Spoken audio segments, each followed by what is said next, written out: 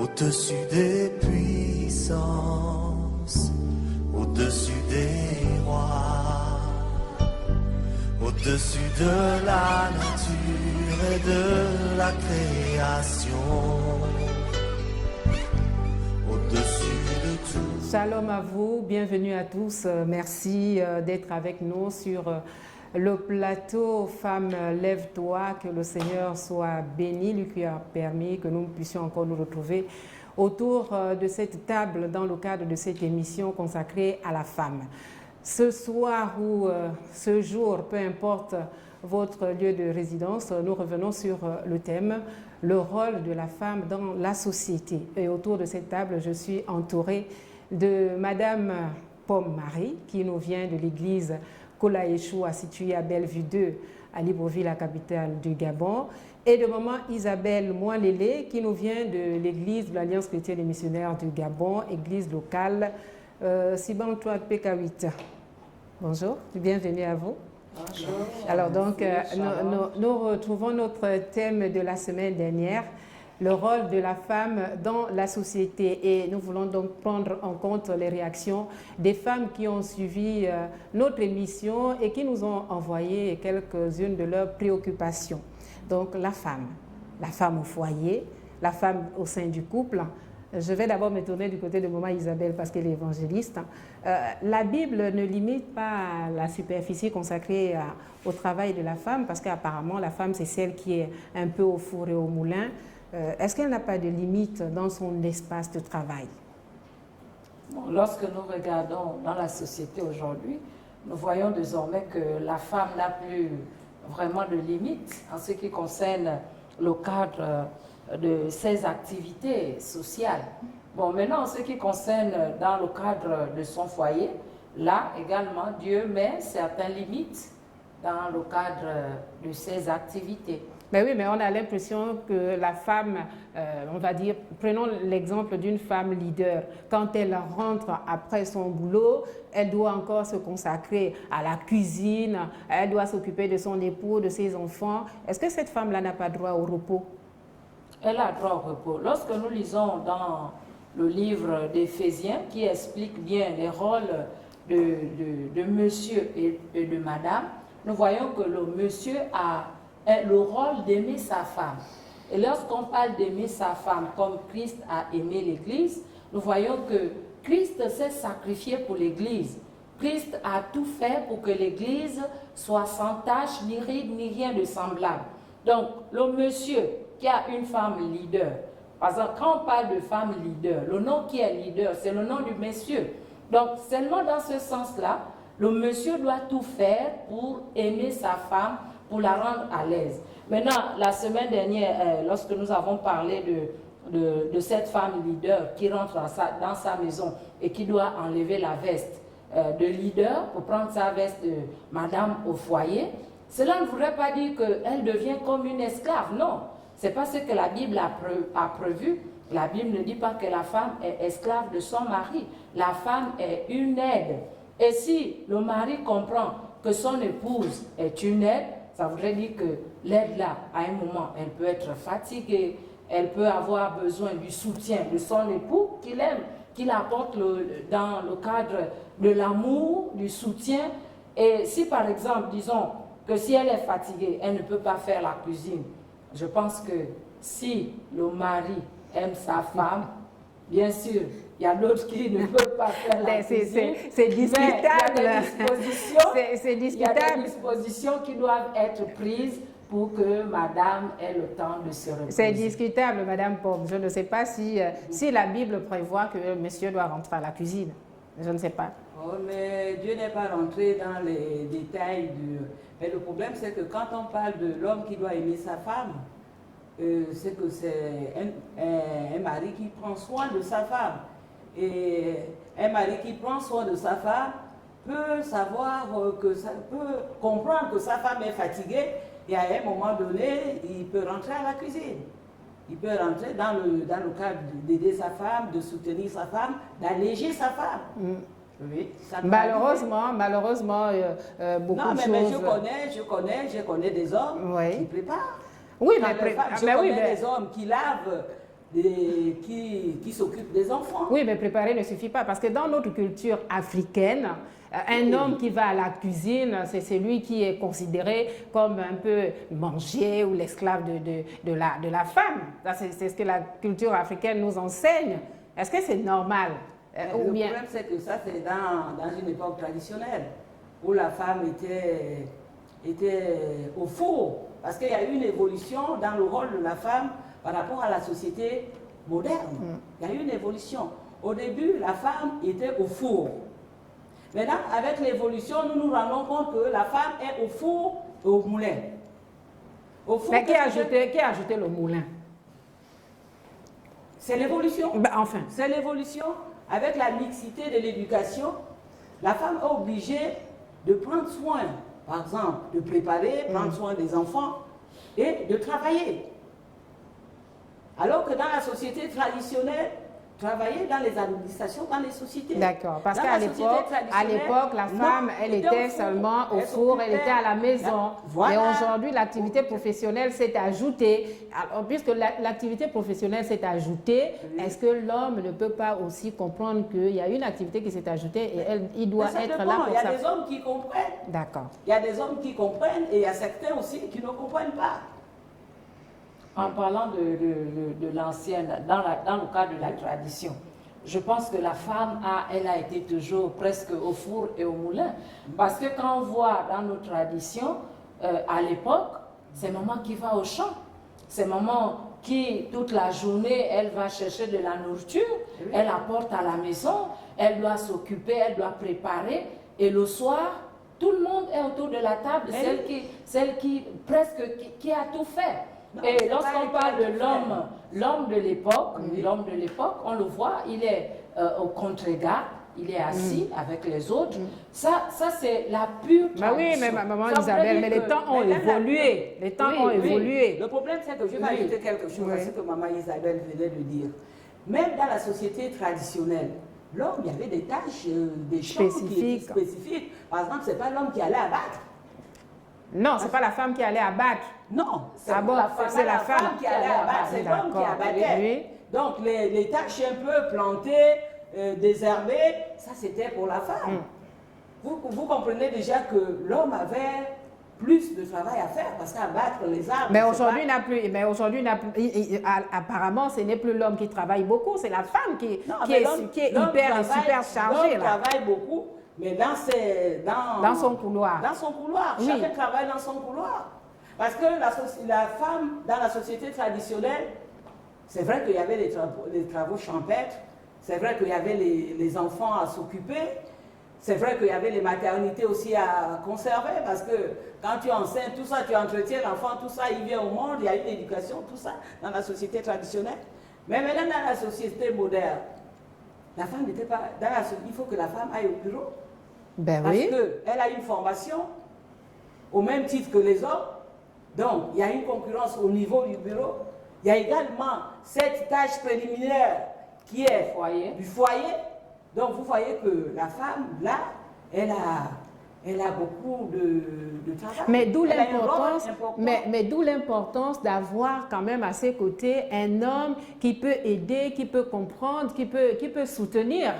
Mais oui, parce que nous constatons que les femmes actives, les femmes professionnelles, les femmes leaders deviennent des poids pour leurs partenaires. Et à la maison, ça devient comme si on était sur un champ de bataille. C'est plus la compétition, ce n'est plus dans la complémentarité. Nous, est-ce que les hommes, je ne sais pas, j'ai besoin d'avoir aussi un homme autour de la table pour mieux nous édifier. C'est quoi souvent le problème à ce niveau? Est-ce que c'est parce que la dame ne laisse pas sa veste de chef au bureau? Mais là, il n'y a pas que les chefs qui ont des problèmes. Même les femmes qui n'occupent peut-être pas de fonction. Dans l'idée de Dieu, en réalité, il ne devait pas avoir bataille. Parce que dans l'idée de Dieu, ce n'est pas un lieu de concurrence, de rivalité. Ce n'est pas un lieu qui détermine qui est le plus fort, qui a le pouvoir. Comme je venais de le dire tout à l'heure, de le souligner, que lorsque Christ a aimé l'Église, c'est lui le chef. Il est le chef de l'Église.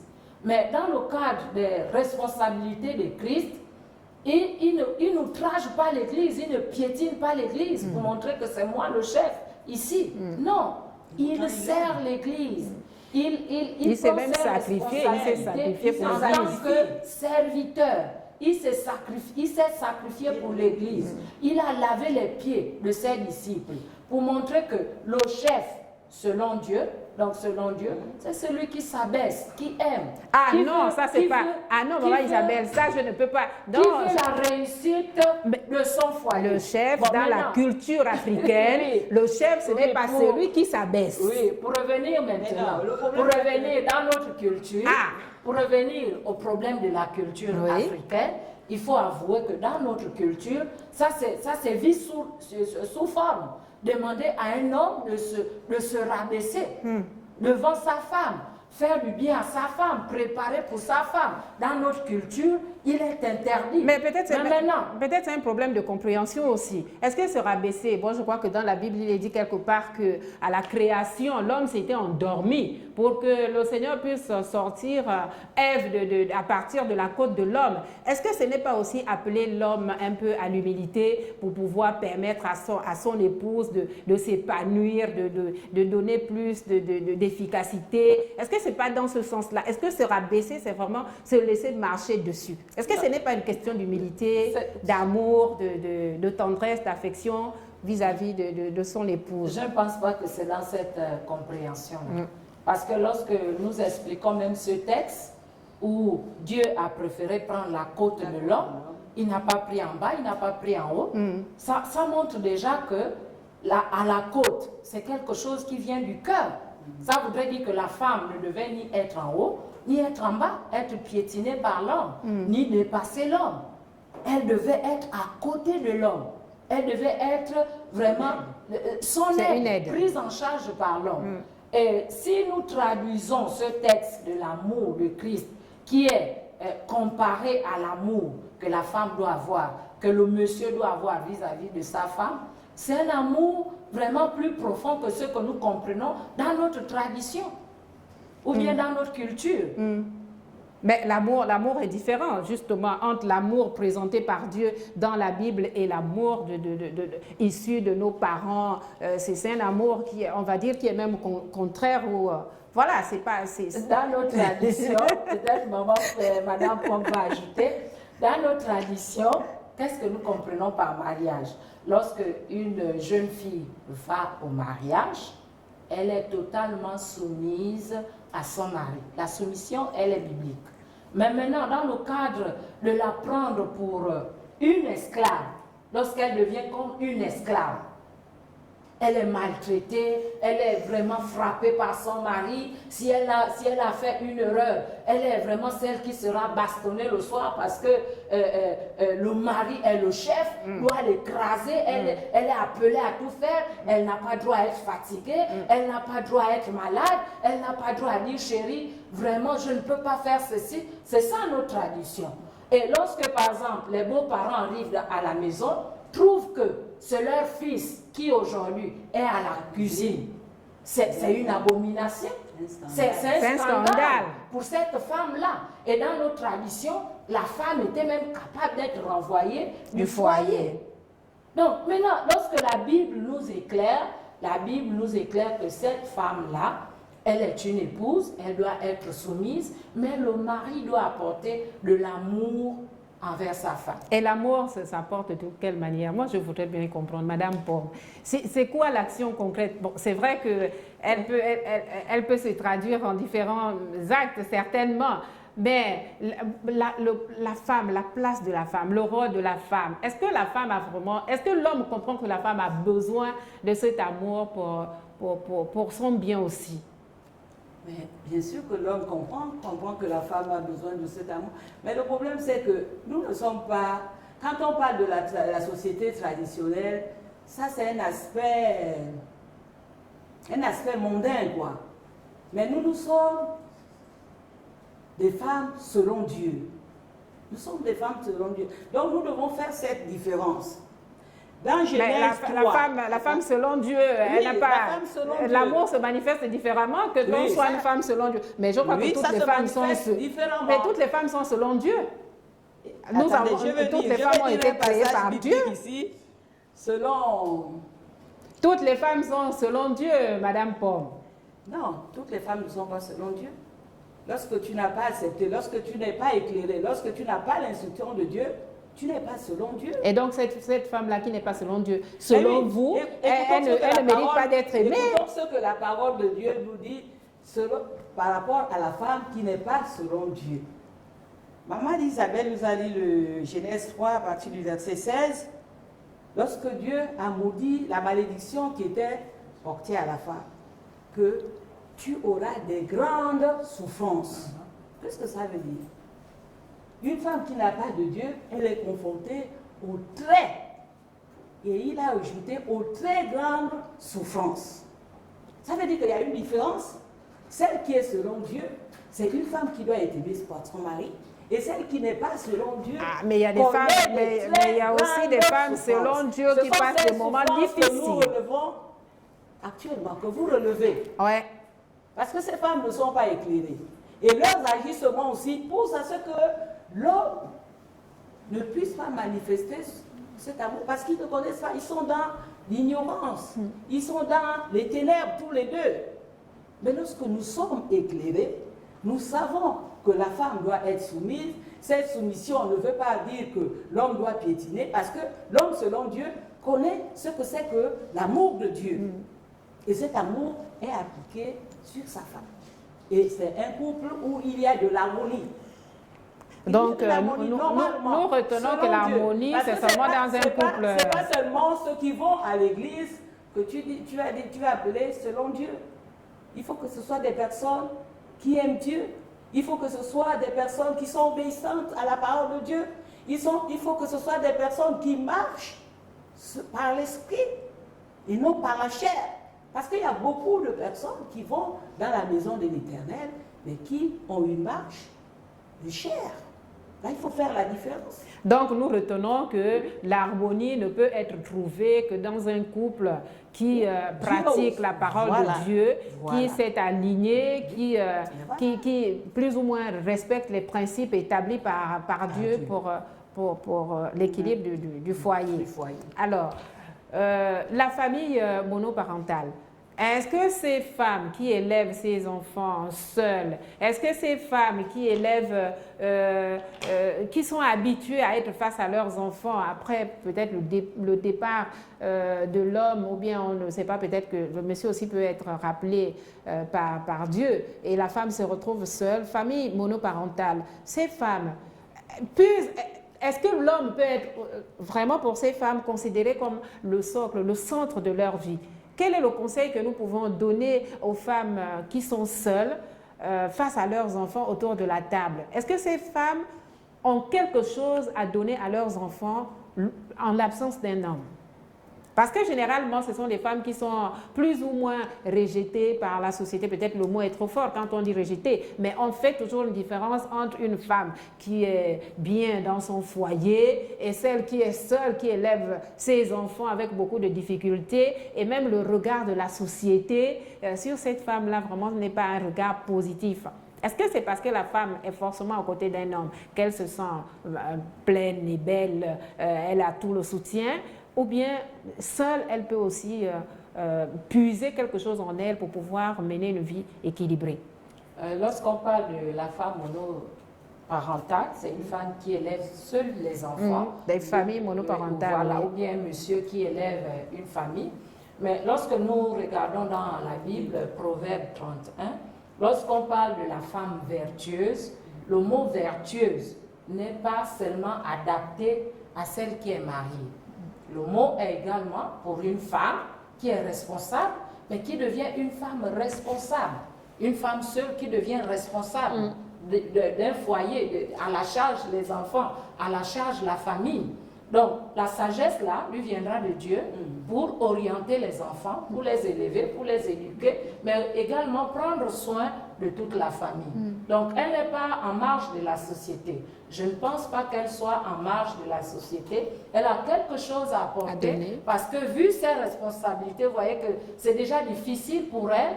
Et comment elle s'en sort? Je pense que le comment, ça peut aider aussi plusieurs pour s'en sortir. Elle peut même être une aide pour celle qui est mariée, mais qui ne connaît pas les tactiques. Ah mais oui, mais faire. parce que la culture aussi fait en sorte que les femmes mariées ne soient pas très proches des femmes célibataires. Parce que souvent on dit, bon, quand une femme célibataire est amie à une femme mariée, elle a une mauvaise influence sur le foyer de l'autre.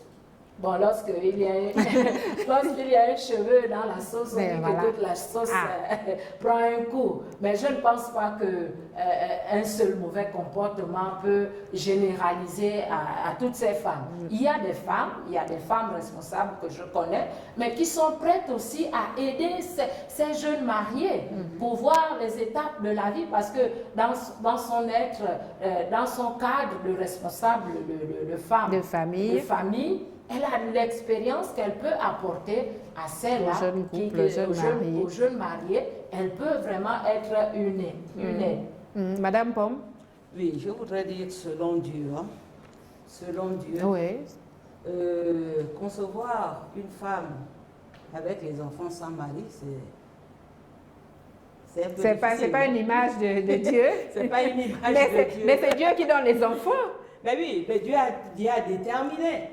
Dieu a déterminé les rapports sexuels, on les a dans le mariage. Mais si les enfants sont déjà là. Non, les enfants ne peuvent pas être... Mais une femme qui a accepté le Seigneur après avoir eu des enfants, elle ne va pas quand même les jeter à la poubelle. Excusez-moi de l'expression. Parce que là, il faut diversifier. Mais voilà. Il y a une femme qui était d'abord dans le monde, qui a accepté le Seigneur. Oui, et qui est mère de famille. Oui. Elle s'est repentie, elle a accepté Christ dans sa vie comme son sauveur et Seigneur personnel. Et qui se retrouve avec ses enfants dans le Seigneur. Oui, mais elle est soutenue, elle n'est pas seule. Elle n'est pas seule. Elle a le Saint-Esprit qui est là. Le Saint-Esprit qui l'éclaire, qui l'oriente dans l'éducation des enfants. Et là aussi, on a relevé que normalement, en organisation ecclésiastique, on devait exercer de la solidarité par rapport à ces femmes qui élèvent les enfants seuls. Parce que dans le cas de l'Église, nous formons une famille. Nous formons une famille. Donc il y a des hommes dans les églises, il y a des femmes seules. Donc, on devait soutenir cette femme. Mais parce que le soutien aussi, parfois dans les églises, quand on voit une femme qui a des enfants, qui s'approcher peut-être du conseil de l'église, on se dit tout de suite, elle vient chercher un homme. Non, pas forcément. On devait les soutenir parce que c'est une tâche difficile. Dieu nous donne des enfants, mais Dieu ne nous donne pas les enfants pour les élever seuls. Parce que seuls, c'est trop de travail, Donc, il faut les hommes, les frères de l'église. Même les papas de l'église devaient aider à encadrer ces enfants. D'où la nécessité de la solidarité au sein de l'église. Mais ces femmes ne sont pas considérées comme des personnes nécessiteuses. Parce que les femmes qui viennent à l'église, pour certaines peut-être peuvent se prendre en charge. Elles ne viennent pas forcément chercher le soutien des frères et des sœurs. Peut-être qu'elles ont besoin d'être éclairées pour pouvoir renforcer leur capacité. Mais ce n'est pas un soutien qui comme si c'était de la mendicité. Ce soutien, il est multiforme. Quand tu viens à l'église, c'est la parole qui t'éclaire. Ce sont les enseignements.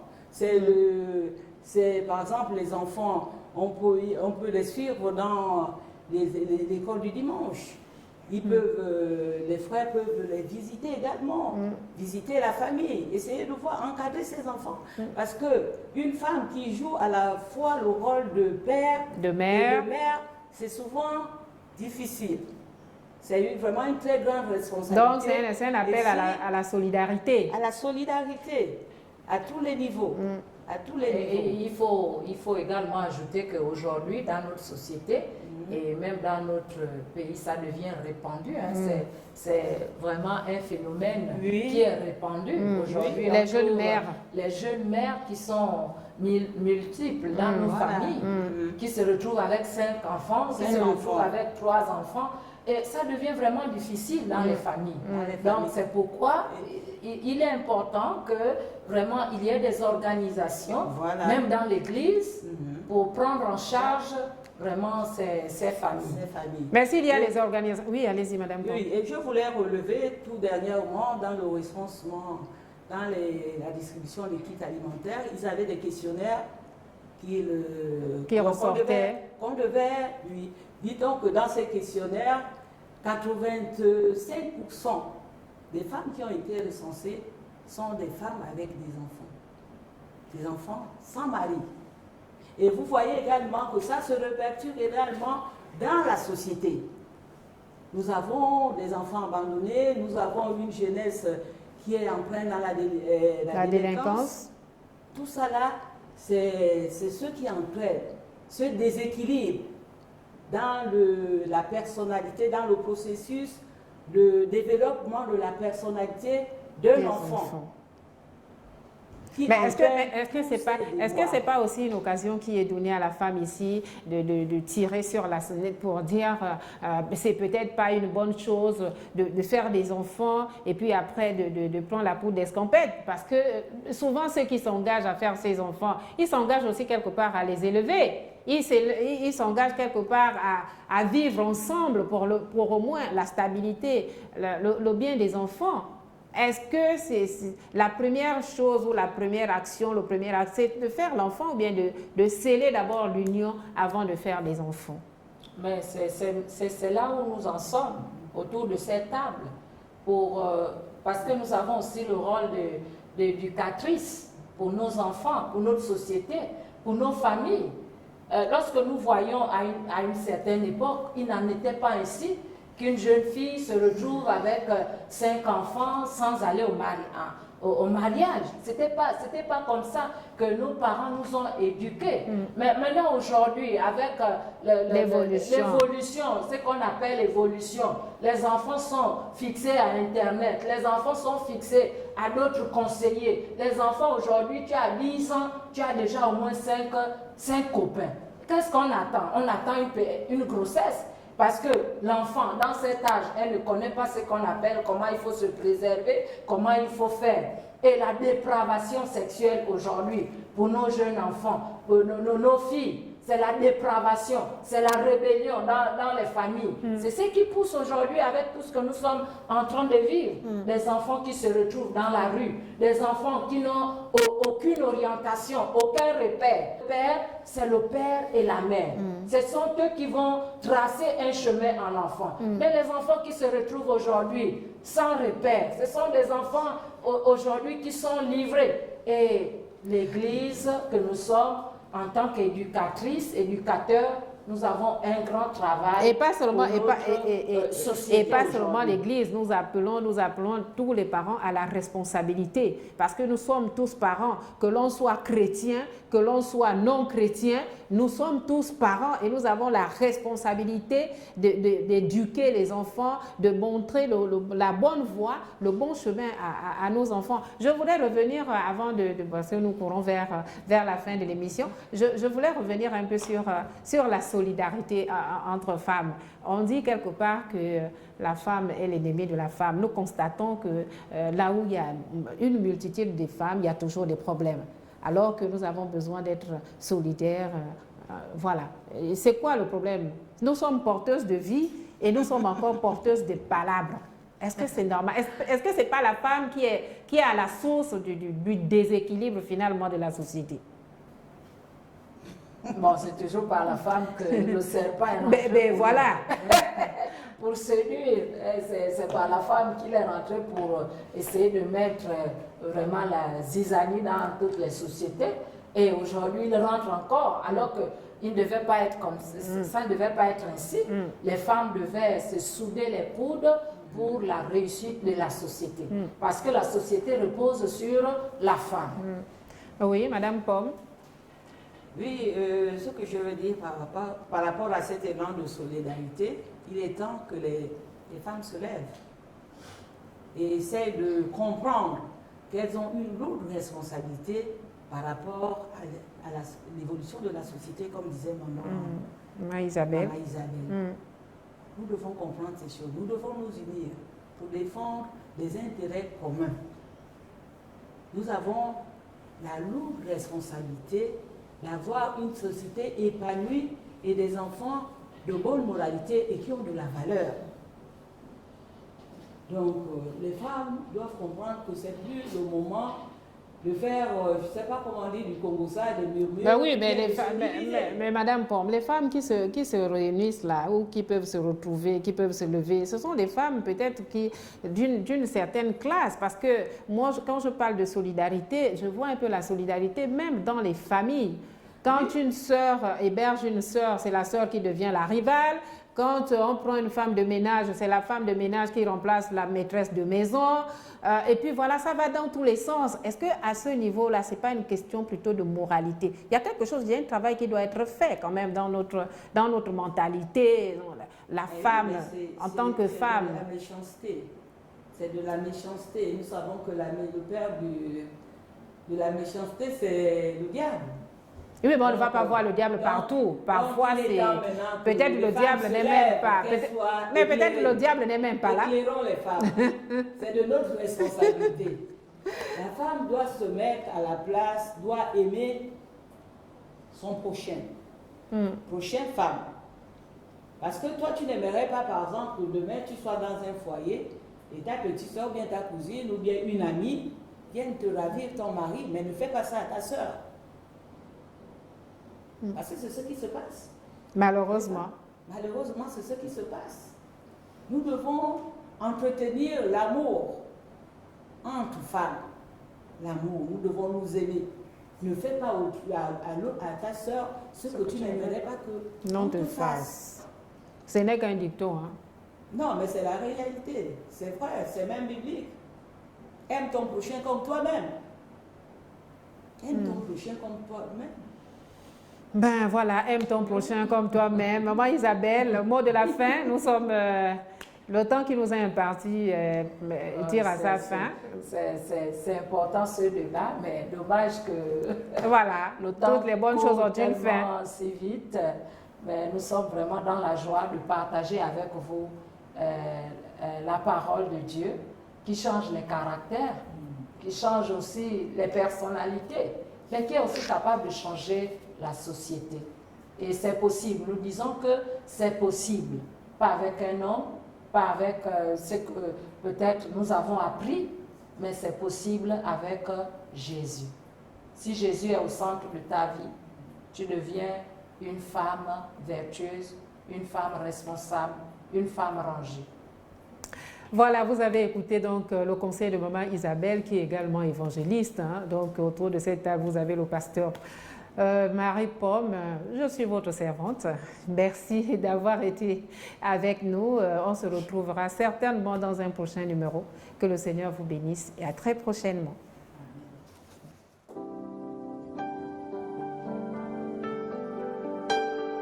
Au-dessus des puissances, au-dessus des rois, au-dessus de la nature et de la création, au-dessus de tous les plans des hommes saints.